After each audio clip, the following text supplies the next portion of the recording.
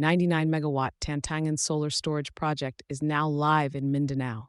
Commercial electricity generation has started at the 99-megawatt peak Tantangan Solar Power Plant in South Cotabato, with IBVOC bringing new utility-scale renewable energy capacity to Mindanao less than a year after construction began.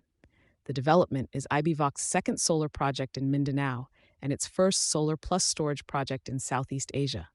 By combining photovoltaic generation with battery energy storage, the plant is designed to give operators more flexibility over when electricity is supplied to the grid.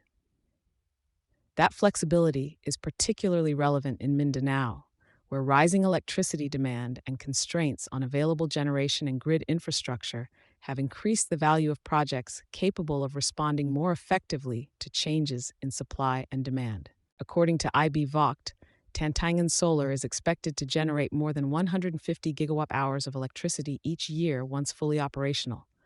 The company estimates that output could supply the equivalent of more than 82,000 households while avoiding over 66,000 metric tons of carbon dioxide emissions annually.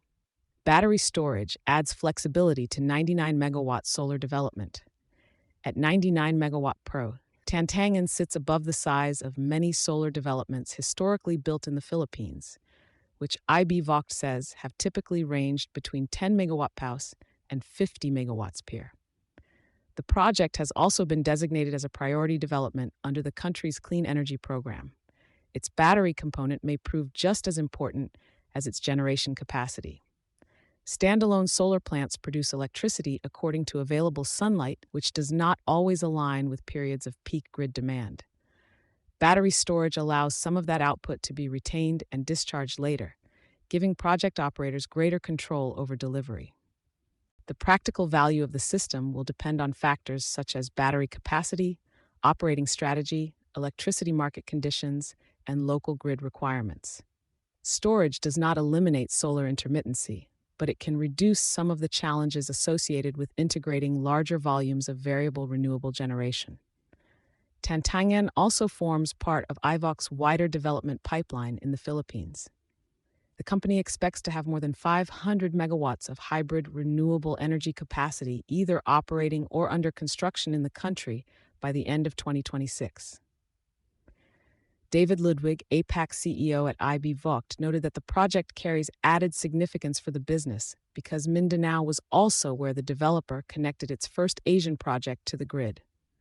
Financing and hybrid projects shape the next phase of renewables.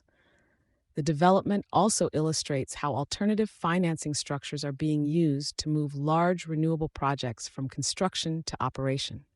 Pentagreen Capital provided subordinated financing for Tantangan, alongside British International Investment, supporting the project through a construction period that ran from groundbreaking to energization in less than a year. Pentagreen CEO Marat Zaporov said the project reflects the role tailored credit structures can play in addressing financing gaps for renewable energy developments in Southeast Asia. Subordinated capital can sit alongside other sources of project finance, potentially helping developers secure the overall funding needed to reach construction.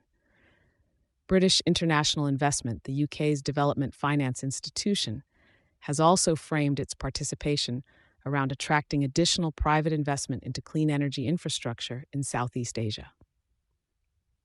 Rohit Anand, who leads BII's Asia Infrastructure and Climate Direct Investments, pointed to Tantangan's delivery timetable as an example of how large renewable projects can move relatively quickly when financing and development schedules are coordinated. The project arrives as Southeast Asian renewable energy markets place greater emphasis on hybrid assets rather than generation capacity alone. For grids dealing with faster demand growth, transmission constraints, and greater shares of variable renewable power, developers are increasingly being asked to consider when electricity can be delivered, as well as how much a project can generate. Solar plus storage projects such as Tantangan are one response. Batteries can shift renewable electricity into higher demand periods, provide additional operating flexibility, and potentially make new solar capacity easier for power systems to absorb. That does not make a solar and storage plant equivalent to continuously available conventional generation. its contribution will still depend on the size and duration of the battery system, operating conditions, and grid requirements. For the Philippine market, however, Tantangan provides another commercial scale example of solar and storage being developed as a combined asset rather than as separate technologies. If IBVOC's planned hybrid portfolio progresses as scheduled, the project could be an early indicator of how larger solar plus storage developments are incorporated into the country's next phase of renewable energy deployment.